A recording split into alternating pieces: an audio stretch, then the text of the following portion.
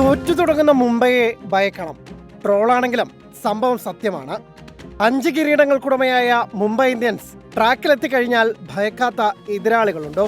സംശയമാണ്. മോശം തുടക്കത്തിന് ശേഷം 3 തുടർജയങ്ങളോടെ ആ പഴയ മൈറ്റി മുംബൈ ആയിക്കഴിഞ്ഞോ ഹാർദിക് പാണ്ഡ്യയും സംഘവും. സൂര്യകുമാർ യാദവ്, റിയാൻ റിക്കൽട്ടൺ, തിലക് വർമ്മ എന്നിവരുടെ സ്ഥിരതയാർന്ന പ്രകടനത്തിനൊപ്പം ഹിറ്റ്മാൻ രോഹിത് ശർമ്മ കൂടി ഫോമിലേക്ക് ഉയർന്നതോടെ മുംബൈയെ പിടിച്ചാൽ കിട്ടാത്ത അവസ്ഥയാണ്. ബുംറ, ബോൾട്ട്, ചഹാർ പേസ് ത്രയത്തിനൊപ്പം സാന്നർ, വിൽജാക്സ് പിൻജോഡിയും ഹിറ്റാണ്.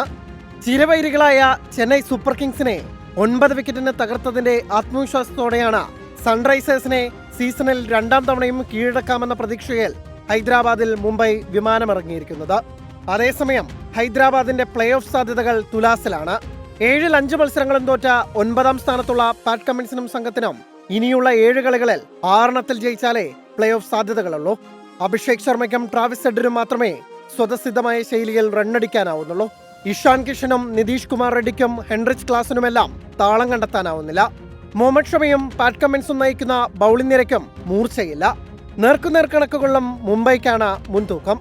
ഈ സീസണിലെ 4 വിക്കറ്റ് ജയം ഉൾപ്പെടെ 14 മത്സരങ്ങളിൽ മുംബൈ ജയിച്ചപ്പോൾ ഹൈദരാബാദ് ജേതാക്കളായത് 10 എണ്ണത്തിൽ.